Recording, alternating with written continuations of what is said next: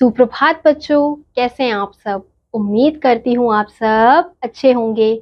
तो बच्चों, आज की कक्षा में हम पढ़ने वाले हैं अध्याय नंबर 10, जिसका शीर्षक है मेरा नया बचपन। तो बच्चों, इस अध्याय में हमें एक कविता दी गई है। तो सबसे पहले हम देखेंगे कि हमें इस अध्याय में पहले कुछ चित्र दिए गए हैं और इस चित्र के आधार पर हमसे कुछ प्रश्न पूछे गए हैं। तो सबसे पहला प्रश्न है, क्या छोटे बच्चों से दुकानों पर कार्य करवाना उचित है। तो हम यहाँ देख सकते हैं चित्र 1 में कि ये जो बच्ची है वो यहाँ पे दुकान में क्या कर रही है, बर्तन धो रही है, यानी कि इसे कार्य करवाया जा रहा है। तो छोटे बच्चों से हमें कभी भी दुकान में कार्य नहीं करवाना चाहिए, क्योंकि वो क्या होता है, बाल मजदूरी होती है। बाल मजदूरी कराना अपराध होता है। अगला प्रश्न है, किसान अपने बच्चों को पढ़ाने के स्थान पर अधिकतर खेती के कामों में क्यों लगा देते हैं। तो चित्र 2 में हम देख सकते हैं कि यहाँ पे जो किसान है वो अपने बच्चों को पढ़ा नहीं रहे हैं, वो क्या करवा रहे हैं, उन्हें खेती का काम करवा रहे हैं। तो हम यहाँ देख सकते हैं जो बच्चा है वो अपने पिता के साथ खेती का काम कर रहा है। तो वो इसलिए ऐसा करते हैं क्योंकि उन्हें ऐसा लगता है कि जो पढ़ाई लिखाई होती है वो इनके काम नहीं आएगी। क्या काम आएगी, ये जो खेती में काम कर रहे हैं, जो सीखेंगे वही इनके आगे जाकर काम आएंगे। लेकिन ऐसा नहीं होता है और ये बहुत ज्यादा गलत होता है। हमें बच्चों की पढ़ाई लिखाई पर ध्यान देना चाहिए, ना कि उन्हें काम करवाने पर। अब हमारा अगला प्रश्न है, मजदूरी करने वाली महिलाएं क्या अपने बच्चों की पूर्ण रूप से देखभाल कर पाती हैं।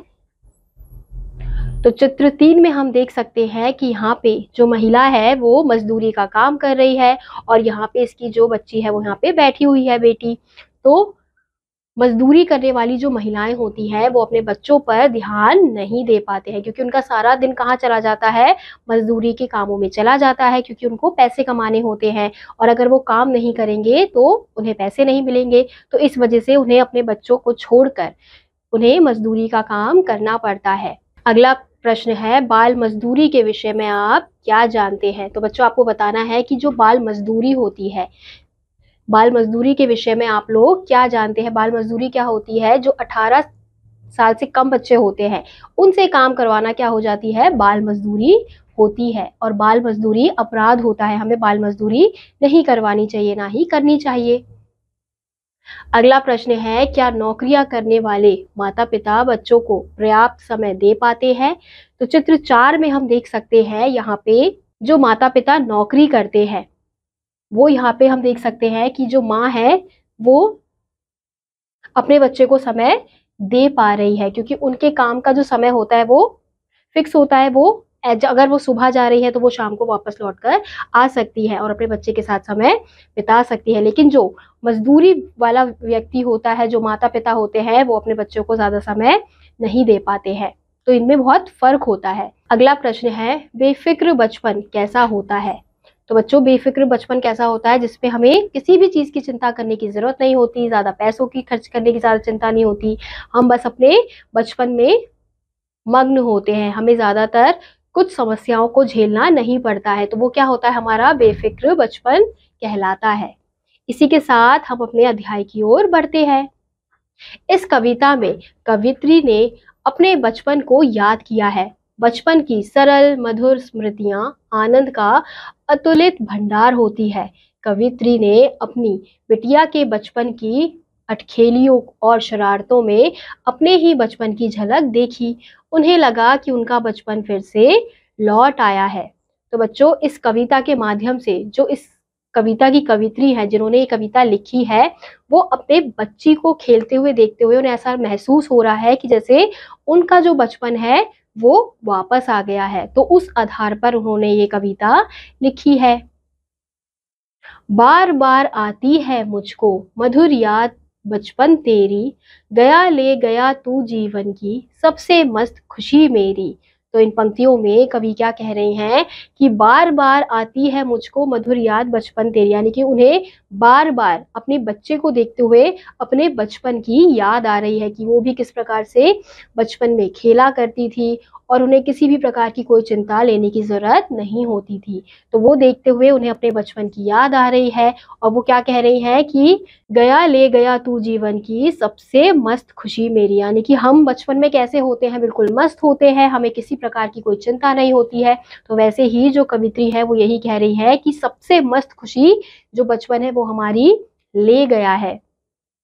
चिंता रहित खेल ना खाना, वह फिर ना निर्भय स्वच्छंद, कैसे भूला जा सकता है बचपन का अतुलित आनंद।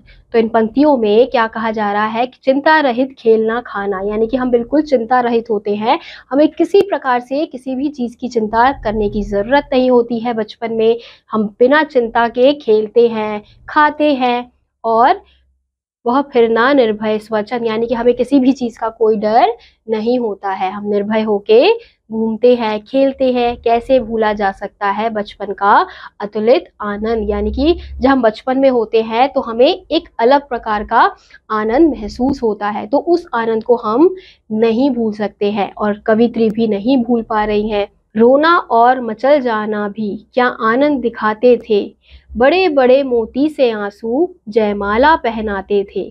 तो यहाँ पे वो क्या कह रही हैं कि रोना और मचल जाना, यानी कि हम क्या करते थे बचपन में, अगर हमें कोई चीज़ नहीं मिलती थी तो हम रो देते थे, या फिर हमें चोट लगती थी, थोड़ी थोड़ी बातों में हम रो देते थे, तो उसमें भी हमें बहुत ज़्यादा आनंद मिलता था, यानी कि उन आंसुओं में भी हमें बहुत ज़्यादा आनंद महसूस होता था। और हमारे आंसू कैसे होते थे, बड़े बड़े मोती से आंसू होते थे। मैं रोई माँ काम छोड़ कर आई, मुझको उठा लिया, झाड़ पोंछ कर चूम चूम कर गीले गालों को सुखा दिया। तो यहाँ पे अब जो कवित्री है वो अपनी माँ के बारे में बता रही हैं कि जब वो रोती थी तो उनकी जो माँ थी वो सारा काम छोड़कर उनके पास आती थी और उन्हें गोदी में उठा लेती थी और अपने हाथों से उनको उनके आंसू पोंछकर, उन्हें चूम-चूम कर जो उनके गीले गाल होते थे, उन्हें सुखा देती थी। तो आप लोगों की माँ भी ऐसी करती होगी जब आप छोटे होंगे। आजा बचपन एक बार फिर, दे दे अपनी निर्मल शांति, व्याकुल व्यथा मिटाने वाली वह अपनी प्राकृत विश्रांति। तो यहाँ पे जो कवित्री है वो क्या कह रही हैं, अपने बचपन को वापस से बुला रही हैं कि आजा बचपन एक बार फिर, दे दे अपनी निर्मल शांति, क्योंकि जब हम बचपन में होते हैं तो हमें अलग प्रकार की निर्मल शांति महसूस होती है। वह भोली सी मधुर सरलता, वह प्यारा जीवन निष्पाप, क्या फिर आकर मिटा सकेगा तू मेरे मन का संताप। तो यहाँ पे वो क्या कह रहे हैं, वह भोली सी मधुर सरलता, यानी कि हम बचपन में कैसे होते हैं, बहुत ज़्यादा भोले होते हैं और बहुत ज़्यादा सरल होते हैं।